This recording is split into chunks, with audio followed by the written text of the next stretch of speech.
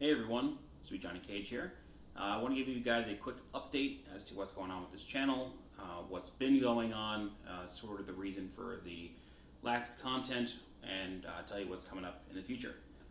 So before I get started, I just want to let you know two things.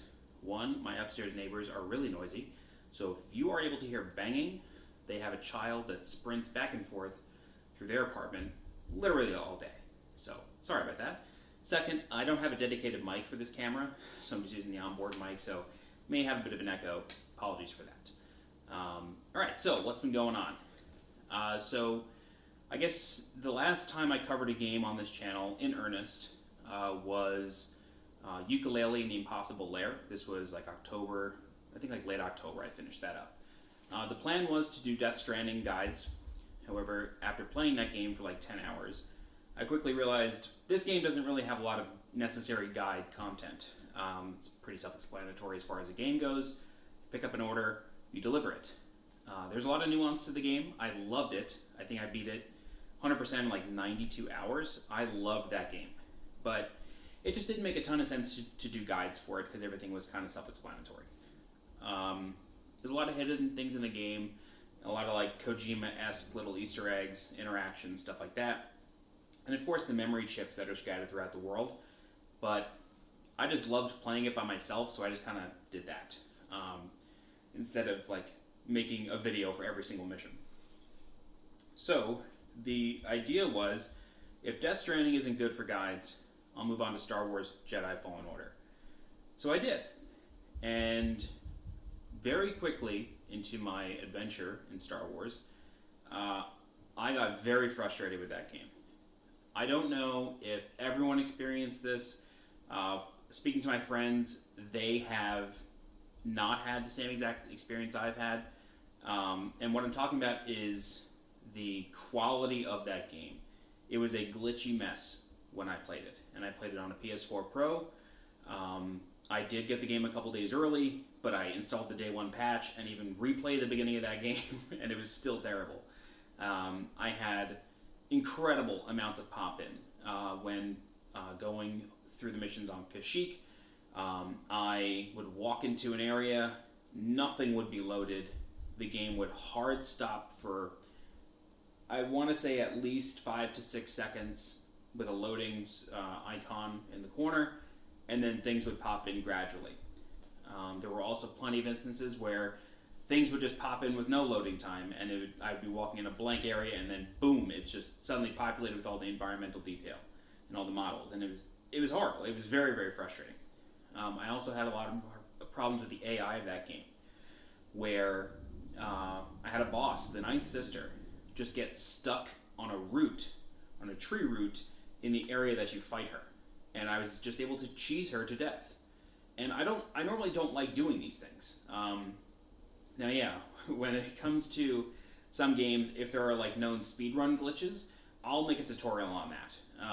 I did that for a couple bosses in Sekiro, did that for Gyobu as well as Blazing Bull. You could skip both of those, and Demon of Hatred. But I also have guides of like, hey, here's how you seriously defeat these things. And, you know, those sorts of glitches, you are manipulating not even the environment, but like, you're doing like a specific jump in a very specific location. Like it's very, very repeatable. You're able to replicate it no problem. For the Ninth Sister, that is not what happened. She just got stuck, and like that happened a bunch of times. But I couldn't like force it to happen. Things would just happen, and so it made for a very frustrating experience. One other glitch that happened was actually two glitches in the same area on Dathomir, which is like the red planet. You have like a force vision, and then you do some stuff there. I'm trying not to spoil it. You do stuff there, and then you decide, okay, I gotta leave. And so you escape from the planet, but as you're escaping, like these demons are being summoned. I'm pretty sure this is when this happens. Anyway, you're escaping from these demons that are being summoned, and you gotta run back to your ship, and your ship has a ramp that you gotta walk up, and then when you enter the ship, it's supposed to trigger a cutscene. That did not happen. As I was walking up the ramp, an enemy just kind of like walked into me and like bumped me.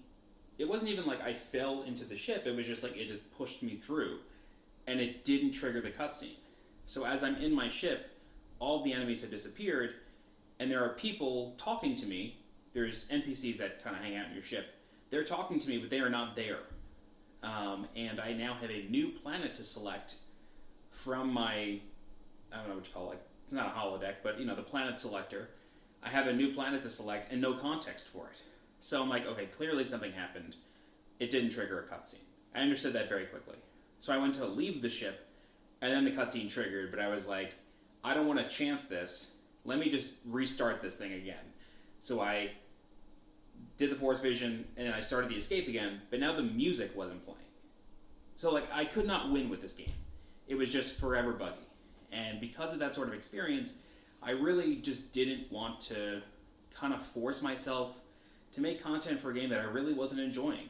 So I figured, you know what? Screw it. Let's just stream it, and we'll get through it, and maybe we can have a laugh, and we'll just leave it at that. And so I did. The result of that, though, is that I didn't cover games from November to now. And I've just kind of been streaming. I miss a lot of stream nights because I had to travel for the holidays.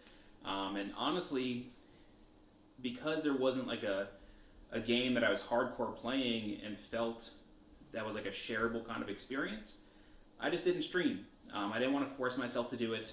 At the end of the day, as much as I do want content creation to be a full-time job, I have a full-time job. And, when a game comes out, I may dump 40 to 60 hours playing that game, and then another 40 hours editing, composing guides, writing scripts, doing all that. So it becomes a second full-time job. And I'm not complaining. I do love it. But I'm not going to force myself to do that second full-time job for a game that I don't like. You know what I mean? It's just not, it doesn't make sense for me. So, and the same goes for streaming. If I don't have a game that I really like playing and I want to share it with people, then I'm not gonna, spend, the 2 nights a week that I do stream just kind of sitting there unhappy and not being the friendly face that you can interact with. You know what I mean? So I decided to kind of just wait for another game to come out, and I'll cover it then. And I'm not gonna force myself to make content that I don't really want to make. So that's sort of what's been going on. What I have been playing though is WoW Classic. I mean, I played that when I was a kid, so of course I'm playing it again. But for streaming, I have recently started playing Dark Souls Daughters of Ash again. Daughters of Ash is a mod for Dark Souls 1 on PC, and it kind of remixes the game a bit. You play things in a different order. Some enemies are stronger. There's some new bosses. There's all sorts of new stuff. So I've been playing that on stream. I originally started playing this about 6 months ago. So I had streamed this a bunch of times last year. I think before Ukulele came out. I think it was last summer. And I got stuck on Ornstein and Smo because the AI in Daughters of Ash for this boss is insane. It's wild. But I've been streaming that the past few weeks, loving it again. It's been great. So, be sure to check out those streams. But the next games that I'm going to be covering won't really be until March. So there won't be a lot of content uploaded to this channel, aside from streams, until March. And the next game I'm going to be covering is Ori and the Will of the Wisps. I'm going to possibly also do content for Neo 2. I'm not as gung-ho on Neo 2 as I am about Ori, but if Ori's fast, and I complete it and do all the guides before Doom Eternal comes out, I'll do some Neo 2 content as well.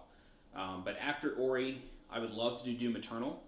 I don't know how much content I'll get after that, because shortly after that is Resident Evil 3 Remake. And that is after Ori, that is the next major game that I want to cover. I loved making all the guides for Resident Evil 2 Remake. I still get comments on those to this day from people saying that it helped them a lot, especially the hardcore walkthroughs. I definitely want to do that for Resident Evil 3. And I think I could probably get through it a bit faster because it plays in the same style as 2, and Resident Evil 2 Remake was the second Resident Evil I ever played. I've only ever played Resident Evil 1 HD Remaster and Resident Evil 2 Remake. I never played any of the others. So, given that, RE3 will be my third experience, I could probably get through it a lot faster and start creating guides faster. After that is going to be Final Fantasy VII Remake. As you can probably see by the wallpaper, I think you might be able to see it on my computer back here. Yeah, I'm definitely going to be covering the hell out of that. Really, really looking forward to that game. I don't know what those guides are going to look like yet. Of course, it'll probably be bosses and maybe some gradual walkthroughs. we'll find out when it comes out, but 100% content for both Resident Evil 3 Remake and Final Fantasy 7 Remake will come in April, with Ori in March. After that, I don't really know. Cyberpunk got pushed to the fall, so we'll have to find some games for late spring, early summer to cover on the channel. I'm sure something will come along. But yeah, that's kind of the update here. Trying to think if there's anything else, but I don't think so. So yeah, apologies for the bit of a content drought from late winter, now going to early spring. There just hasn't been a lot that I wanted to cover. And I always want to make sure that I'm enjoying what I'm doing here. So right now I'm enjoying streaming Daughters of Ash. There's a couple of other Dark Souls 1 mods and possibly a Dark Souls 3 mod, and in the way future a Dark Souls 2 mod that's being worked on right now. Definitely want to try those out and stream them. But the next game that I'll be covering for guides will be Ori and the Will of the Wisps. Yeah, I guess that's it. Alright, if you have any questions for me, please feel free to leave a comment. Do my best to answer your questions, just chat about creating content, whatever you want to talk about. I'm always happy to. You can also find me on Twitter. I'm at SJCage. That's the #1 way to get in touch with me throughout the day. Don't forget to follow me on Twitch at twitch.tv/SweetJohnnyCage. Catch me playing Dark Souls there, as well as Ori, Resident Evil, Final Fantasy, whatever games I'm covering in the future.